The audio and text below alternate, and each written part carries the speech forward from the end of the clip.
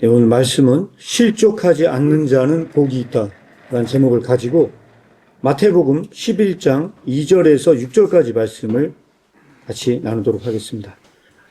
오늘 중요한 질문을 좀 여기 파워포인트로 좀 만들었습니다. 그래서 질문에 대한 대답을 시도하고자 하는데요. 오늘 본문 말씀에 보면 예수께서 여짜오되 오실 그이가 당신이오니이니까 우리가 다른 이를 기다리오니이까 이렇게 질문을 하고 있습니다. 누가 질문한 거냐면 요한이 질문을 던지고 있습니다. 침례 요한이 이 질문을 던지는데 만약에 이게 진짜로 이 질문에 대해서 대답을 한다면 이렇게 대답을 해야 되지 않겠습니까? 만약에 예수님이 본인이 진짜로 메시아면 그래 나는 내가 기다리던 그 메시아다. 그렇게 대답을 해야 될 텐데 오늘 본문 말씀의 중요한 질문 바로 이겁니다. 왜 이렇게 대답하지 않았는가? 왜 예수님은 우리가 다른 사람을 기다려야 됩니까? 아니면 예수님을 지금 기다리는 게 맞습니까? 라고 질문을 한다고 했을 때 정말로 예수님이 메시아였다고 한다면 그냥 이렇게 대답하면 되는데 왜 도대체 이렇게 대답을 하지 않았을까? 하는 이 질문이 첫 번째 질문입니다. 대답하기가 쉽지 않을 것 같아서 맨 나중에 이 질문을 다루도록 하겠고요. 또 하나는 뭐냐면 11장 5절에는 뭐라고 되어 있냐면 맹인이 보며 그렇게 얘기를 했더니 예수님께서 명시적으로 대답을 한 게 아니고 맹인이 보며 못 걷는 사람들이 걸으며 나병 환자가 깨끗함을 받으며 못 듣는 자가 들으며 죽은 자가 살아나며 가난한 자에게 복음이 전파된다 하라 라고 이렇게 그냥 얘기를 한 거예요. 내가 메시아다 그 얘기가 아니고 갑자기 이런 얘기를 하는 거예요. 그래서 여기서 던지는 질문은 뭐냐면 왜 그런 기적 사건을 언급하였는가? 왜 명시적으로 예수님이 나는 메시아다라고 얘기를 안 하고 이거를 말을 했는가? 그리고 이거를 만약 기적을 언급한 다음에서라도 이렇게 대답을 해야 될 것 같아요. 제가 볼 때는 이런 기적을 보거든 그가 메시아다. 그러니까 너희들이 이런 기적을 보면 그 사람이 메시아다 그러면 또 될 것 같은데 그렇게 말씀을 하지 않으시고 오늘 본문 말씀은 이렇게 말씀하신 겁니다. 왜 이렇게 말하지 않고 실족하지 아니하는 자가 복이 있다고 말을 했냐는 거예요. 이것이 오늘 다루고자 하는 중요한 질문을 말씀을 드립니다. 그런데 이거를 지금 말씀을 나누면은 어려움이 있을 것 같아서 설명을 드리고 맨 마지막에 가서 이 질문을 가지고 이야기를 나누도록 하겠습니다. 그리고 한결이와 나리와 나라가 정확하게 이 설명을 듣고 대답을 잘하면 또 뭐가 있을지도 몰라요. 그러니까 그냥 잊지 말고 제대로 한번 들어주면 감사하겠습니다. 알았죠? 어렵겠지만 물론 어렵습니다. 잘 들어주시면 감사하겠습니다. 자, 그래서 일단 이 질문을 묻어두고요. 여기서 이렇게 이야기를 합니다. 구약은 예언이고 신약은 그 예언의 성취다. 이게 일반적으로 전통 신학에서 말하고 있는 기본적인 이야기고요. 이게 기독교 신앙의 가장 핵심 중에 하나입니다. 구약은 예언이고 신약은 그 예언의 성취자. 그래서 이 일종의 이 역사를 보는 관점이 이런 구속사적 관점에서 봐야 된다. 이게 이 기독교에서 가장 중요한 핵심적인 신앙 아닐까요? 그런데 오늘 저는 이 부분에 대해서 중요한 부분을 같이 나누고자 합니다. 그것은 뭐냐면 바로 이겁니다. 구약의 마지막 예언자라고 부를 수 있는 사람은 누구일까요? 이건 좀 쉬운 질문이기 때문에 한번 같이 나눠보면 좋을 것 같습니다. 구약의 마지막 예언자는 누구라고 생각하십니까? 이런 점에서 봤을 때. 아까 방금 전에 그림을 제가 그 그림이 그 힌트 하는데, 예? 예, 맞습니다. 이 세례 요한, 이 침례 요한이 어떻게 보면 예언자의 마지막이라고 볼 수 있을 것 같아요. 왜냐하면 예수님의 그 예언자적 통찰을 가지고 오실 분을 예비하신 분이거든요. 그러니까 결론적으로 예수님이 오시기 직전까지의 그 마지막 예언자를 얘기하면은 말씀하신 대로 바로 침례 요한이다. 이렇게 말할 수 있을 것 같습니다. 그러면 여기서 우리는 또 하나 중요한 질문 하나 말씀을 드려야 될 것 같은데요. 그것은 바로 이겁니다. 다른 사람은 몰라도 예언자는 메시아를 알아볼 수 있어야 되는 건 아닌가요? 어떻게 생각하십니까? 그가 예언자라고 하면 적어도 예언자적 통찰이 있다고 하고 그 오실 메시아를 기다리고 있고 그거를 메시지를 던지려고 하는 그 메시아에 대한 준비를 하는 그 예언자는 메시아를 알아볼 수 있어야 되는 것 아니냐는 거예요. 그런데 어떤 일이 지금 벌어지고 있나요? 네? 지금 이 본문 말씀에서 이 심리 요한은 예수님을 알아본 것 같습니까? 몰라본 것 같습니까? 여러분들이 보시기에. 오늘 본문 말씀에 한해서만 얘기한다면 어떤 것 같습니까? 오실 분이 당신 맞습니까? 라고 질문으로 딱 끝납니다. 그 예언자가 질문으로 끝나요. 그러면 심리 요한은 예수님을 알아본 거예요? 못 알아본 겁니까?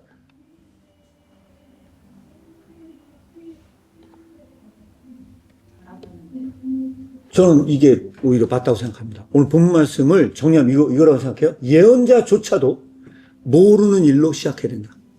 예수님이 진짜로 그 예언한 그분인지를 몰라. 알 수가 없어. 그래서 물어봐야 돼. 이분이 정말로 그 메시아가 맞는지. 그래서 이 침례 요한도 실제로 예수님을 이 침례를 주기 위해서 왔다는 거예요. 왔는데도 알 수가 없는 상황에 있었기 때문에. 그래서 오늘 본문 말씀은 사실 좀 더 깊이 있게 생각해 볼 부분들이 분명히 존재한다고 생각을 합니다. 그래서 이 질문에 대해서 여러분들에게 다시 하나 질문을 던지면, 그렇다면 여기에서 대전제는 무엇인가? 무엇이 대전제인가? 예, 무엇이 대전제냐? 오늘 예수님께서, 그래서 이 요한이 못 알아봤잖아요. 이 못 알아본 요한에게, 그래서 예수님께서 이 못 알아본 못 알아보고 보냈단 말이에요. 심리 요한이 제자들을 보내가지고, 우리가 기다리는 분이 당신 맞습니까? 당신이 메시아가 맞습니까? 라고 물어봤을 때, 명시적으로, 그래, 내가 그 기다릴 메시아다라고 얘기를 하지 않고, 대전제로 이야기한 게 전 이거라고 생각을 합니다. 요걸 말씀을 드리면, 기적이 대전제고, 그 기적이 일어날 때조차도, 라고 제가 붙여놨습니다. 이건 뭐냐면, 여기서 나오는 그런 병든 자가 걷게 되고 눈먼 자가 눈을 뜨고 그런 기적 사건이 일어나도 저는 이 말을 여기 붙여야 된다고 생각을 합니다. 왜냐하면 그래도 몰라. 아무리 그 기적을 본다 하더라도 메시아인 걸 몰라. 알 수가 없어. 그래서 예수님께서 이 기적을 언급한 건 아닌지, 그래서 이 기적을 대전제로 말한 것은 아닌지, 왜 이런 일이 발생하는가? 왜 예수님은 여기에서 그 기적이 일어난다 하더라도 메시아라는 걸 모를 거야. 내가 메시아라는 걸 알 수가 없을 거야. 그래서 기적이 일어난다 하더라도 예수님께서 이런 말씀을 하십니다. 나를 보고 실족하지 않는 자는 복이 있다. 심지어 그런 기적이 일어난다 하더라도 나를 보고 실족하지 않는 자는 복이 있다. 그러면은 침례 요한은 그 이야기를 들었을 때 무슨 생각을 하실 것 같습니까? 여러분들은 제자들이 가가지고 침례 요한한테 가서 물었을 거예요. 그분이 메시아인가 한번 물어보라고 했는데 뭐라고 얘기해야 돼? 그러니까 아마 제자들이 가서 얘기했을 거예요. 이런 얘기를 하고 나를 보고 실족하지 않는다는 복이 있다고 얘기하던데요. 얘기했을 때 침례 요한은 그러면 그분이 메시아 맞아라고 생각했을까? 제가 볼 때는 얘기를 들었어도 몰랐을 것 같아요. 제가 볼 때. 얘기를 들었어도 몰랐을 것 같다. 언제쯤 이 침례 요한은 예수님이 메시아라는 거를 확신했을까?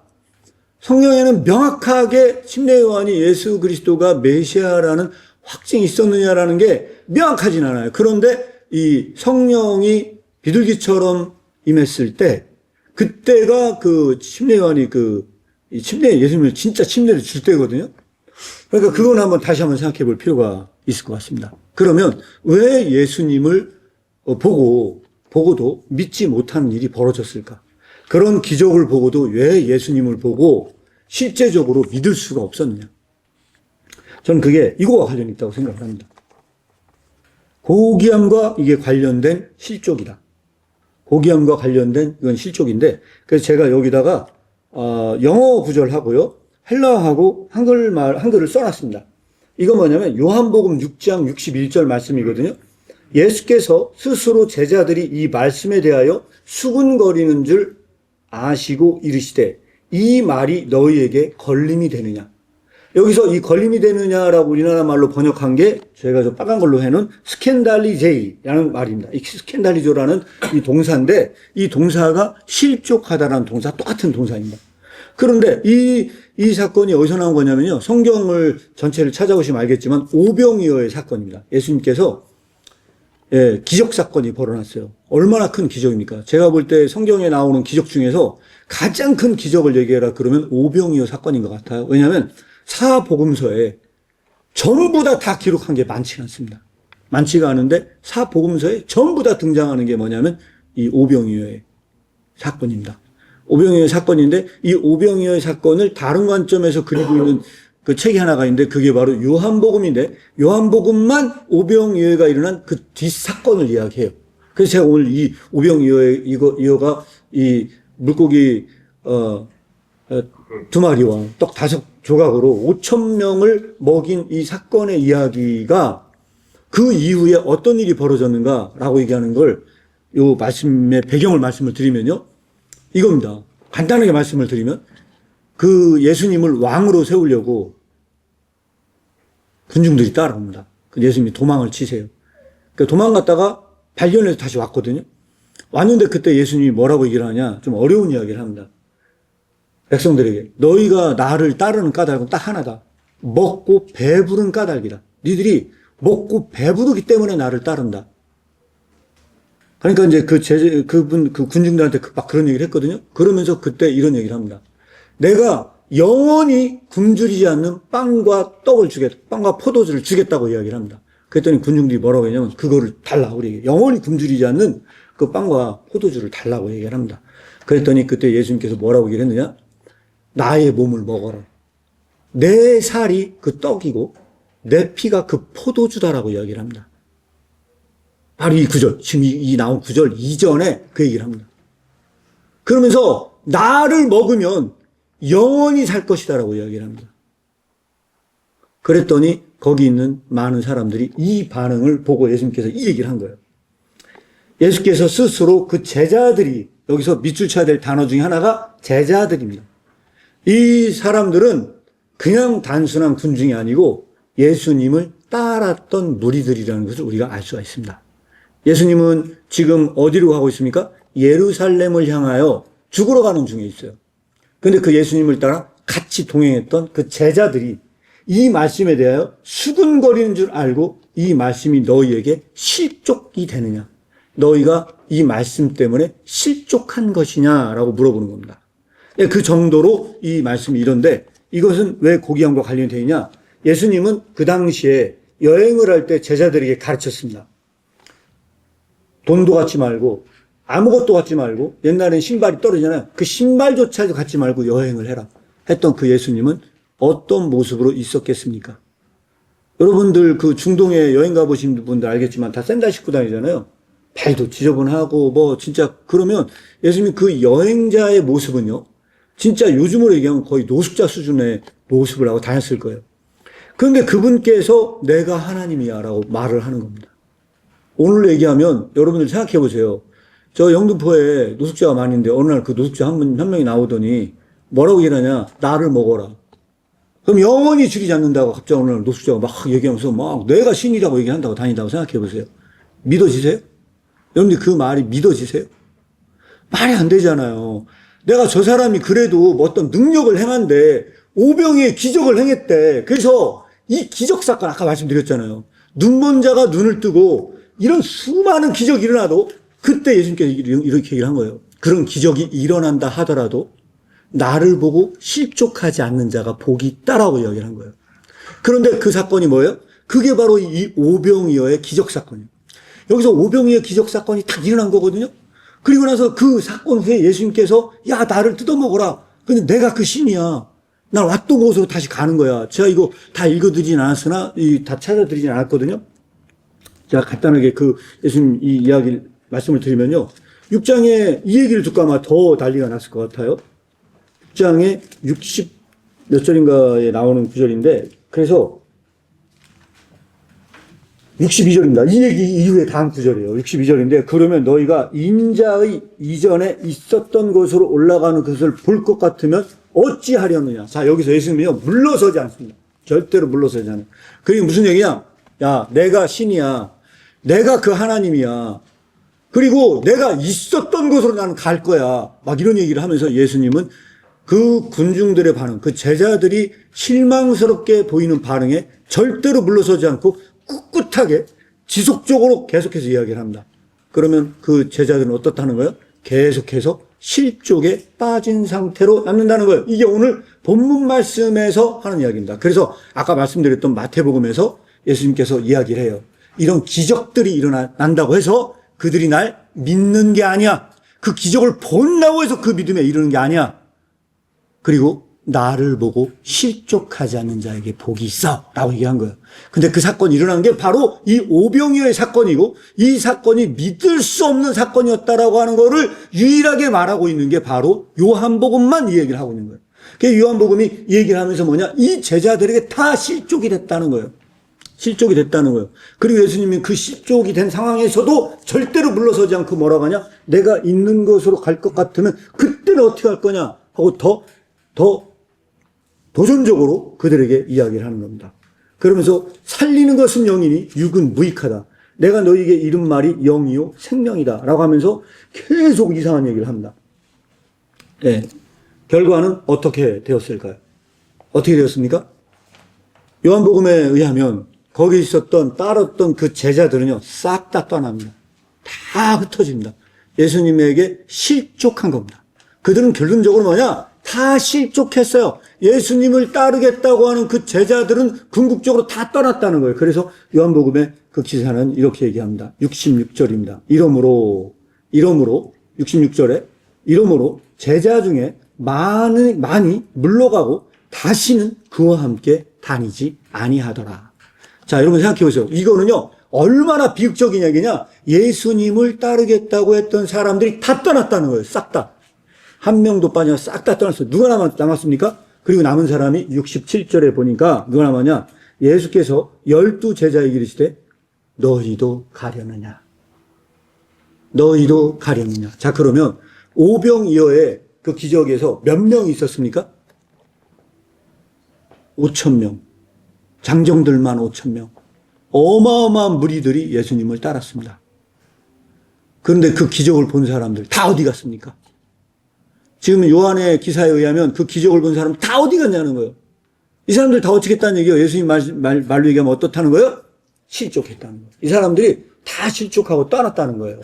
그리고 12제자만 남았다는 거예요. 그래서 여기서 결론 하나 짚고 넘어가겠습니다. 이 실족의 원인이 뭐냐? 왜 이런 실족이 발생하느냐? 이 실족이 발생하는 이유를 이렇게 요약을 했습니다. 보잘것없는 인간 스스로 신이라고 말해. 내가 지금 꼴은 엉망이야. 노자 모습으로 있는데 내가 신이래. 그렇게 말을 하고 있어. 말이 안 돼. 이게 말이 돼?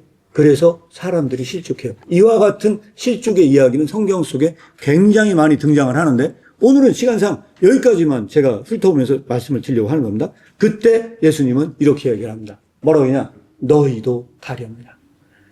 여러분, 예수님의 모습이 얼마나 쓸쓸합니까?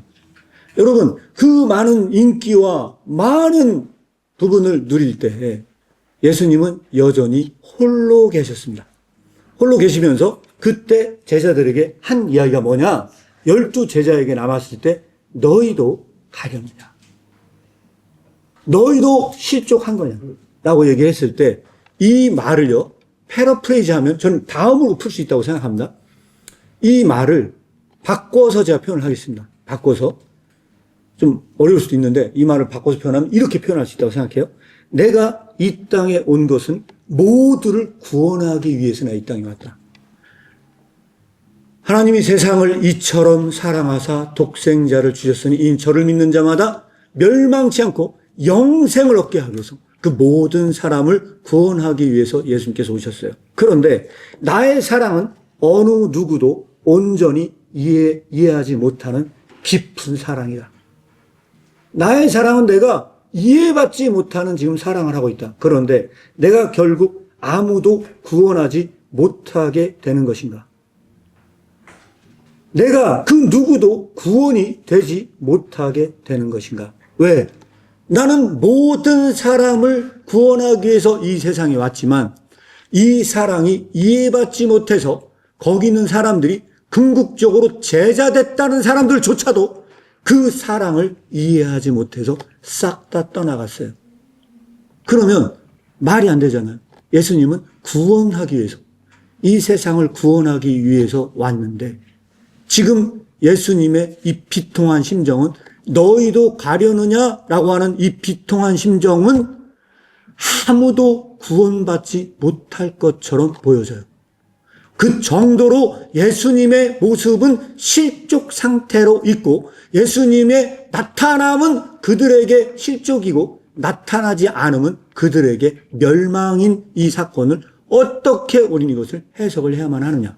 이게 바로 오늘 이 본문 구절이 말하고 있는 것이고, 예수님께서 요한에게 직접적으로 말하지 못한 이유가 아니냐 하는 것을 제가 여러분들에게 말씀을 드리려고 이거를 꺼내드렸습니다. 그런데 예수님께서 이렇게 부정적인 얘기만 한 건 아니에요. 부정적인 얘기만 한 건 아니거든요. 이렇게 얘기를 합니다. 바요나 시몬아, 내가 복이 있다라고 한 구절이 있어요. 어디입니까? 마태복음 16장 17절에. 그때 가이사랴 빌립보에서 이야기를 합니다. 사람들은 나를 선생이라 뭐라 부르고 납비라 부르고 막 완전 나에 대한 오해가 너무 많아. 지금도 나를 오해하고 있어. 봐. 내가 이렇게 기적을 벌이고 다 다니면서 한다 해도 사람들이 나를 메시아라 부르지 않아. 그들은 나를 납비래. 그냥 다른 이름으로 불러도 예수님의 정체성에 대해서 알고 있는 사람이 없어. 그런데 너희는 나를 뭐라고 부르느냐? 그랬더니 베드로가 뭐라고 얘기합니까? 주는 그리스도시요. 그리스도시요. 이게 뭡니까? 베드로의 고백은 메시아이십니다 라는 고백이에요. 여기서 베드로가 뭐라고 얘기했냐? 주님은 메시아이십니다. 메시아가 헬라어로 그리스도잖아요. 그러니까 그 메시아이십니다 라고 고백을 한 거예요. 주는 그리스도시요 살아계신 그 하나님의 아들이십니다 라는 고백을 했을 때, 이 고백을 했을 때 예수님께서 하신 말씀이 바로 이 말씀이에요. 바요나 시몬아, 네가 복이 있다. 왜? 너는 사람들이 내가 아무리 기적 사건을 일으키고 수많은 걸 본다 하더라도 내가 그 메시아라는 걸 몰라. 사람들이 몰라. 그래, 너는 네 입으로 말했어. 넌 네 입으로 말했어. 넌 지금 메시아라고 말했지. 바요나 시몬아, 그러니까 너에게 복이 있어. 너에게 복이 있도다. 했는데 어떻게 해요? 잠시 후에 베드로에게 예수님께서 얘기하세요. 네 사단아 물러가라. 네가 나를 넘어지게 하는 자로다. 라고 하는 이 베드로가 과연 정말로 예수님을 이해했느냐? 예수님 그러나 여기서 암시를 보여주셨어요. 그 메시아를 인지하는 자에게 복이 있다. 이게 바로 동시대에 예수님께서 하신 말씀입니다.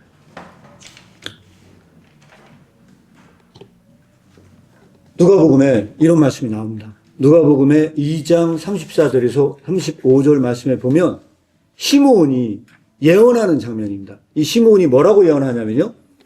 그들에게 축복하시고 그의 어머니 마리아에게 말하여 이르되 보라, 이는 이스라엘 중 많은 사람을 패하거나 흥하게 하며 비방을 받는 표적이 되기 위하여 세움을 받았고, 누굽니까? 예수 그리스도는 이 세상에 왔는데 그 사람을 패하거나 흥하게 하며 비방을 받는 표적이 되게 하기 위해서 세움을 받은 것이다. 그 예수 그리스도를 네가 낳을 거다. 그런 예수 그리스도를 낳을 거다. 또 칼이 내 마음을 찌르듯 할 것이다. 네가 그 아들 때문에 너의 마음에 그 칼이 찌르듯 할 것이고, 이는 여러 사람의 마음의 생각을 드러내게 하려 합니다. 자, 이 말씀 구절에 의하면 예수 그리스도의 핵심적인 사역을 정리했다고 생각을 해요. 예수님께서 이 세상에 왔을 때 예수님은 실족의 표징이다. 나는 실족의 표징이야. 나를 보고 믿든가 실족하든가 둘 중에 하나야. 그래서 나를 보는 자에게는 그 사람의 마음 상태를 다 드러내게 할 거예요. 이게 바로 계시입니다. 계시. 다른 게 계시가 아니고 그 사람의 상태를 드러내게 하는 계시입니다. 예수 그리스도를 본 사람마다 둘 중에 하나로만 나타납니다. 실족하든가 믿든가 둘 중에 하나예요. 믿든가. 그래서 이 시므온은요, 명확하게 예수님에 대해서 이렇게 얘기합니다. 여러 사람들의 마음의 생각을 드러내게 하신다. 그분께서 그런 일을 하신다. 이렇게 이야기를 한 겁니다. 그리고 나서 이 마태복음 말씀도 지난번에 한번 말씀드린 적이 있었는데요. 이 마태복음 26장 31절에 33절 말씀에 보면요. 그때 예수께서 제자들에게 이르시되 오늘 밤 너희가 다 나를 버릴 것이다. 기록된 바 내가 목자를 치리니 양떼가 흩어지리라 하였느니라 라고 얘기했어요. 아까 요한복음만 생각해 보세요. 아까 요한복음에 몇 명이 됐습니까? 요한복음에 예수님을 따르던 제자들은 다 떠났죠. 12제자만 남았어요. 12제자만 남았을 때 너희도 가려느냐? 그랬더니 영생의 말씀이 계시오매 우리가 누구한테로 가겠습니까? 라고 베드로가 이야기합니다. 아니요, 저는 남아있을 겁니다. 얘기를 했어요. 그랬더니 예수님께서 그때 뭐라고 하냐?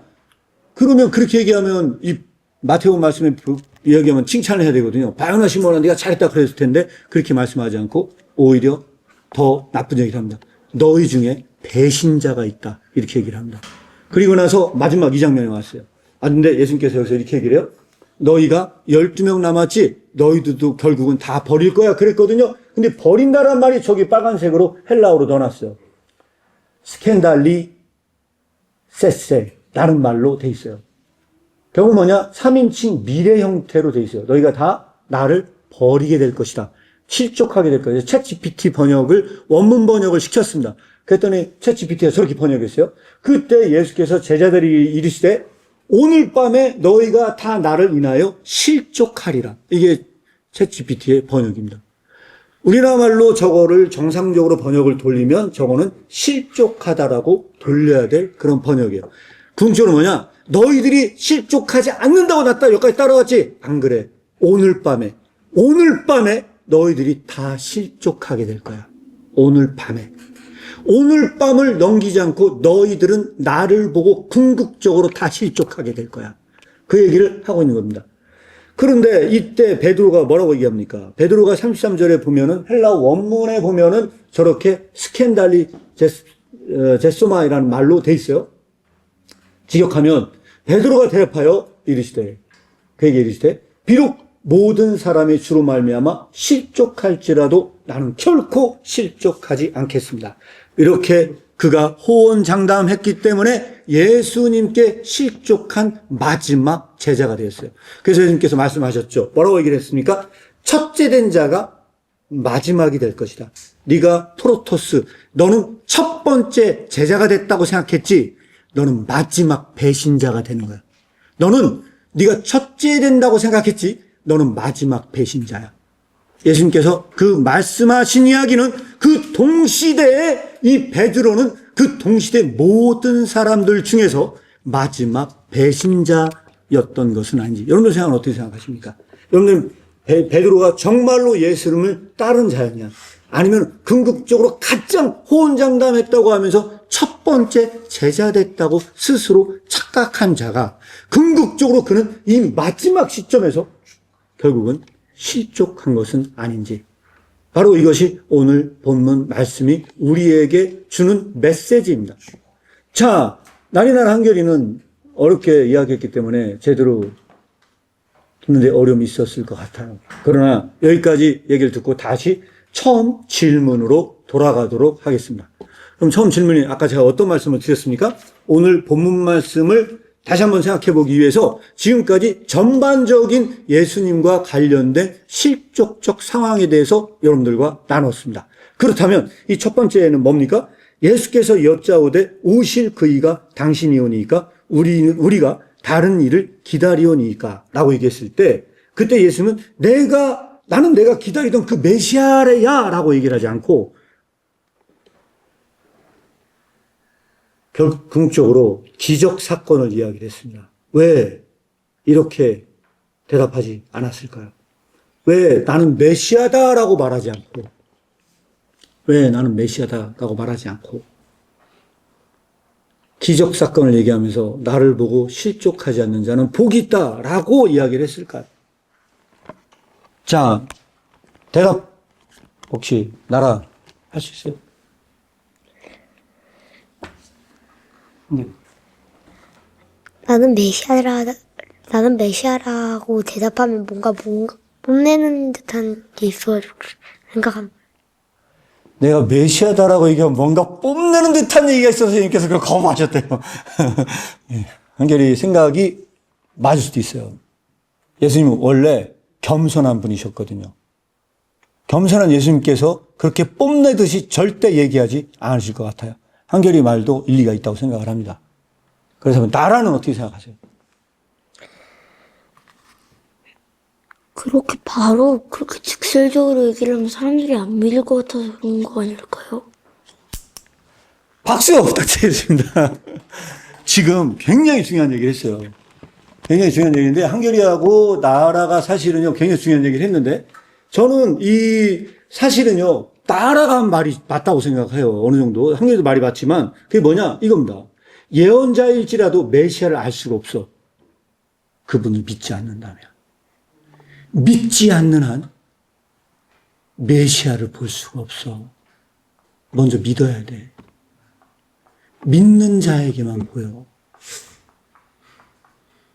이게 사실 궁극적인 것 아닐까 하는 제 생각입니다. 혹시 나중에 뭐 다른 생각 있으시면. 저는 여기서 중요한 건 뭐냐, 믿지 않는 한 보이지 않는다는. 그래서 바요나 시모나 내가 복이 있다 라고 하는 그 베드로는 그래도 예수님을 믿고 따른 것은 아닌지 하는 부분에 대해서 말씀을 드립니다.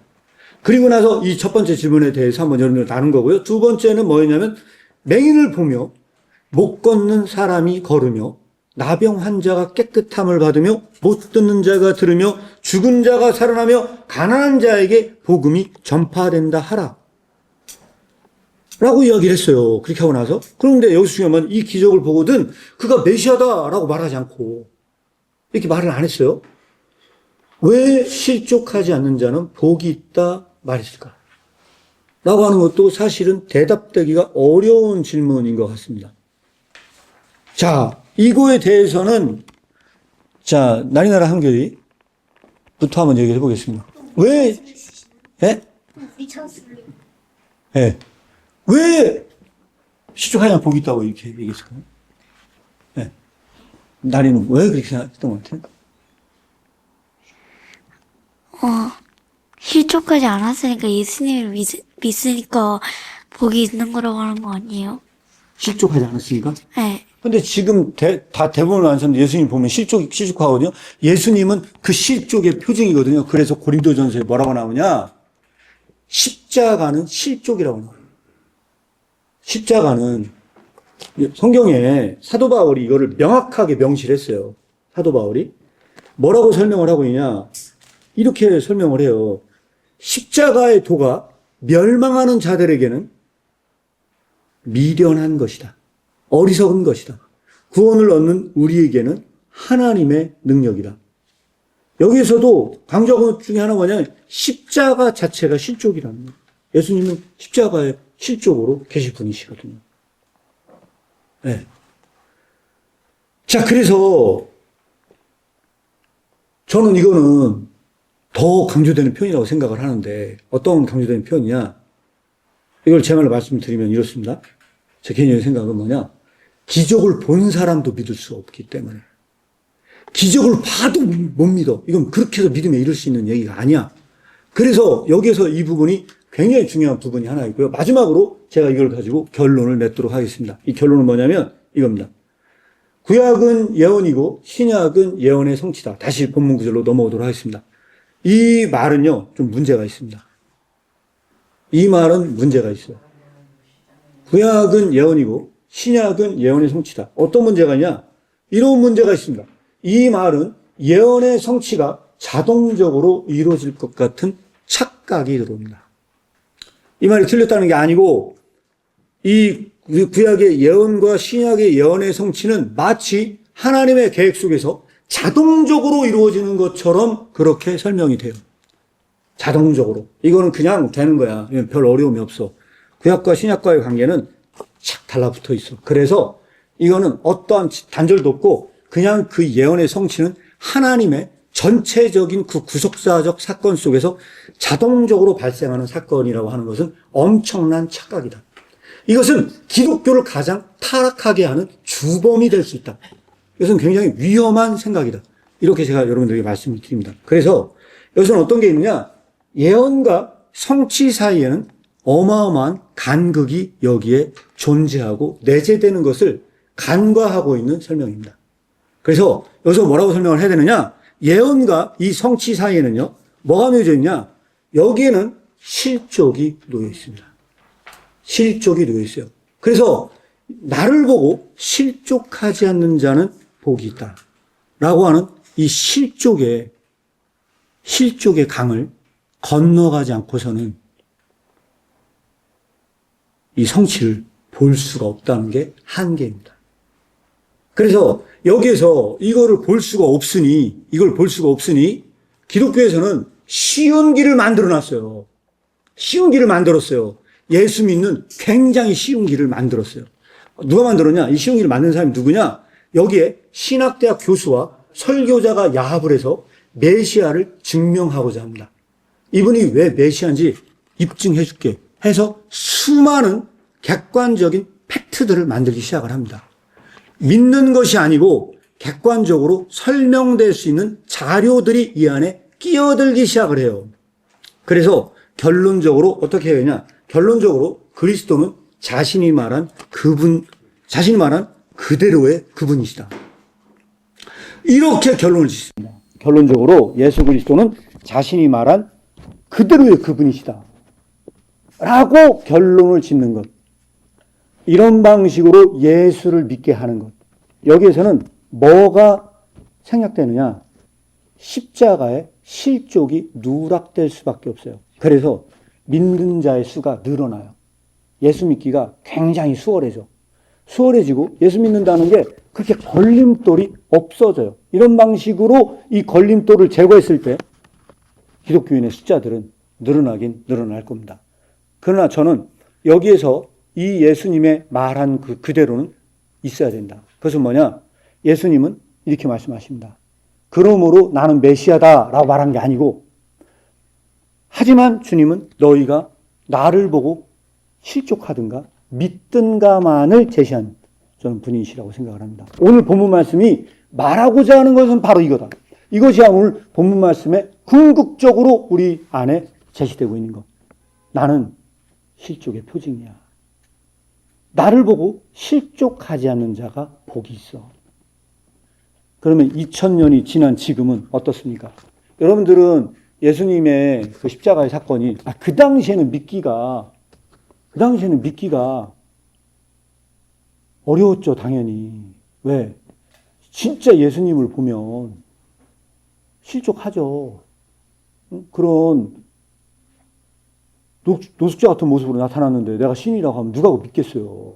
오늘날은 그런 시대가 아니잖아요. 그렇기 때문에 그러한 실족이 있을 수가 없다고 생각을 하시는 분들은 이거는 굉장히 큰 저는 착각이라고 생각을 합니다. 오히려 그때가 믿기가 더 어려웠다. 그렇기 때문에. 그러니까 그때는 믿기가 너무 어려웠고요. 오늘날 사건은 가면 갈수록 예수 믿기가 너무 수월해졌는데 저는 그래서 말씀드리는 게 뭐냐면 이 복음서의 말씀은 이 예수를 믿기 어려운 초대교회 상태. 그러니까 예수님을 직접 봤으니까 초대교회는 예수 믿기가 더 쉬웠을 것이다. 라고 하는 것은 오늘날 현대인들의 착각이고 오히려 초대교회 예수 믿기가 더 어려웠고 오늘날 시대야말로 너무 쉽게 믿는 그런 착각이 들어왔다. 그런데 저는 오늘 이런 메시지 말씀을 드린 이유는 뭐냐면 초대교회에 예수님을 직접 본 사람들은 예수 믿기가 더 어려웠는데 잘못된 생각이고 쉽게 생각하면 잘못된 생각이고 예수님 당시 예수 믿기가 더 어려웠는데 오늘날도 똑같이 그 어려운 상태로 있어야 기독교가 제대로 쓸 수 있기 때문에 오늘 여러분들에게 이 말씀을 드립니다. 그리고 나서 저는 여기 앉아 계신 모든 분들에게 저는 적지 않게 기독교에 대해서 대부분 다 실족한 상태로 있다고 생각을 합니다. 어떻게 실족하느냐? 제가 처음에 말씀을 드렸지 않습니까? 예전에 기독교에 두 가지 실족이 있습니다. 예수님을 보고 실족하는 이런 실족이 있어요. 이게 본래적 실족이야. 근데 비본래적인 실족이 있어요. 그건 뭐냐? 서로를 실족하게 해. 서로에게 실족하게 해요. 그래서 예수님께서 그렇게 실족하느니 차라리 너는 연자맷돌을 메고 바다에 빠져서 죽는 게 낫다. 사람들에게 실족하게 하지 마. 너는 사람을 실족하게 하지 마. 왜 자꾸 걸려 넘어지게? 실족이라고 하는 게 뭡니까? 걸려서 넘어지는 겁니다. 등산을 하는 분들이 등산 가다 발을 잘못 헛디뎌서 떨어져서 죽으면 실족 쌓였다고 이야기를 합니다. 바로 그 실족입니다. 걸려서 넘어지는 겁니다. 예수님의 그 진리가 너무 고차원적인 거다 보니까 그 진리 앞에서 그 진리에 걸려서 넘어지게 되면 신앙인이 되는 게 아니고 예수님을 떠나가게 돼요. 이것이 첫 번째 실족입니다. 근데 두 번째 실족은 절대 잊지 말아야 될 실족입니다. 믿는 자들끼리 서로 상처받고 실족을 하게 돼요. 그래서 기독교 안에 많은 일들이 그런 일들이 벌어집니다. 마지막으로 여러분들에게 이 질문을 드리고 말씀을 마무리하고자 합니다. 여러분은 정말로 주님을 믿으셨습니까? 주님을 믿었다고 했던 12 제자들조차도 그 예수님을 궁극적으로 다 떠나갔던 사건이 복음서의 사건입니다. 나는 정말로 예수님을 따르는 자였는가? 진정 그분을 따르고 있는 길에 나는 속해 있는가?